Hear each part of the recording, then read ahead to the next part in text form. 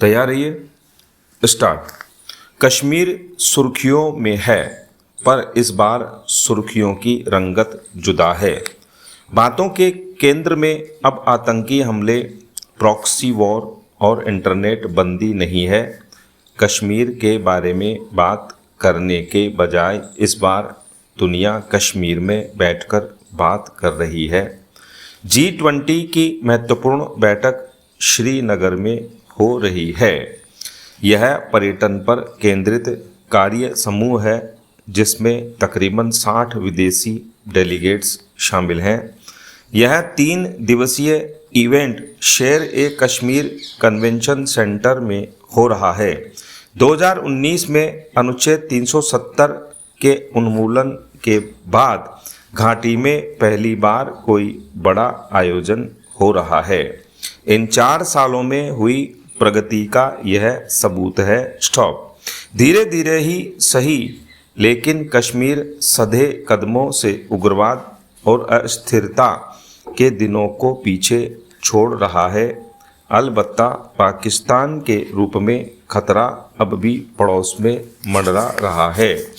G20 बैठक के आयोजन स्थल में इसकी झलक दिखी। वहां सुरक्षा के तमाम बंदोबस्त किए गए थे। मरीन और NSG कमांडो मुस्तैद थे। एंटी ड्रोन टेक्नोलॉजी तैनात थी और CRPF द्वारा मॉक ड्रिल की जा रही थी।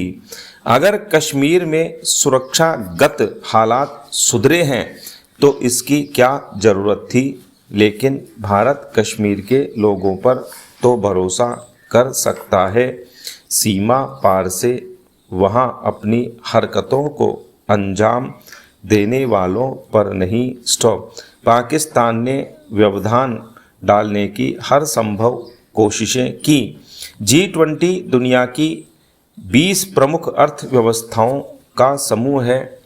अगर वह G200 होता तो शायद पाकिस्तान को भी इसमें सदस्यता मिल पाती, लेकिन अभी तो वह हाशिए से ही अपनी हरकतों को अंजाम दे सकता था। सबसे पहले तो उसने कश्मीर पर भारत का सैन्य कब्जा होने और वहां मानवाधिकार के खतरे में आने का पुराना राग अलापा। कुछ छिटपुट पश्चिमी स्वरों ने उसकी बात को समर्थन भी दिया, लेकिन अपनी बात की पुष्टि के लिए वे डाटा नहीं प्रस्तुत कर सके। पिछले साल तकरीबन 2 करोड़ पर्यटकों ने कश्मीर की यात्रा की थी। यह अभी तक की सर्वाधिक संख्या है। क्या ये टूरिस्ट वहां पर सैन्य कब्जा देखने गए थे या मानवाधिकारों के हनन का मुजाहिरा करने गए थे? इसके बाद पाकिस्तान ने अपना दूसरा आजमाया हुआ दांव चला, आतंकवाद। स्टॉप। रिपोर्टों के मुताबिक आतंकवादी कश्मीर में 26/11 शैली का हमला करने की योजना बना रहे थे।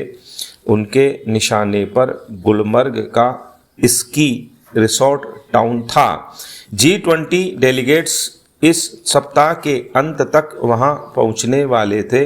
प्लान था कि डेलीगेट्स के होटल पर हमला करके उन्हें बंधक बना लिया जाएगा, जिससे दुनिया में कश्मीर की खराब छवि पेश होगी।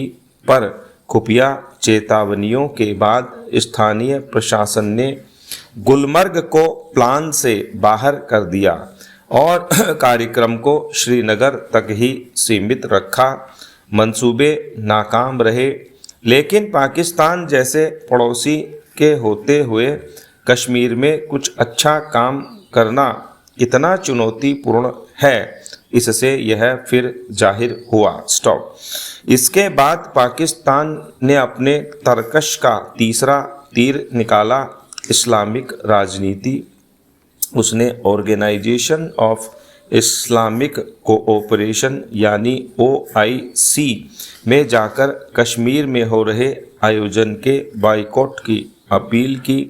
अतीत में OIC कश्मीर पर पाकिस्तान के झूठ को बढ़ावा देता रहा है, लेकिन इस बार उसका तथाकथित बॉयकॉट आधे मन से किया गया था। तुर्की और सऊदी अरब जैसे देशों ने अपने अधिकृत प्रतिनिधि मंडल नहीं भेजे, लेकिन उनके निजी क्षेत्र ने कार्यक्रम में सहभागिता की। यह उन देशों की सरकारों की सहमति बिना नहीं हो सकता था। नाइजीरिया, बांग्लादेश, यूएई और इंडोनेशिया ने अपने अधिकृत प्रतिनिधि मंडल भेजे। ये सभी ओआईसी के सदस्य हैं।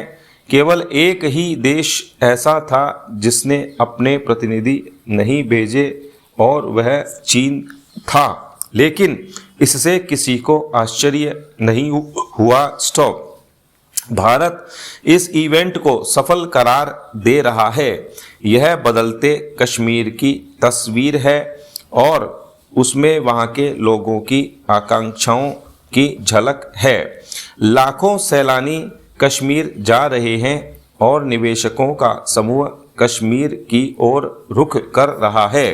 पिछले साल कश्मीर घाटी को अपना पहला विदेशी निवेश मिला और वह भी एक अरब देश से जो कि ओआईसी का सदस्य है।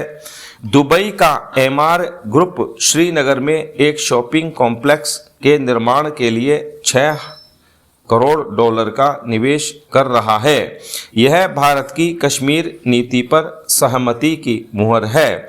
2018 में कश्मीर में 400 आतंकवादी वारदातें हुई थी, जो 2021 तक घटकर 250 हो गई। आज कश्मीर एक G20 इवेंट वेन्यू और इन्वेस्टमेंट डेस्टिनेशन बन गया है। इसमें संदेह नहीं कि आज वह सही डगर पर आगे बढ़ रहा है। स्टॉप।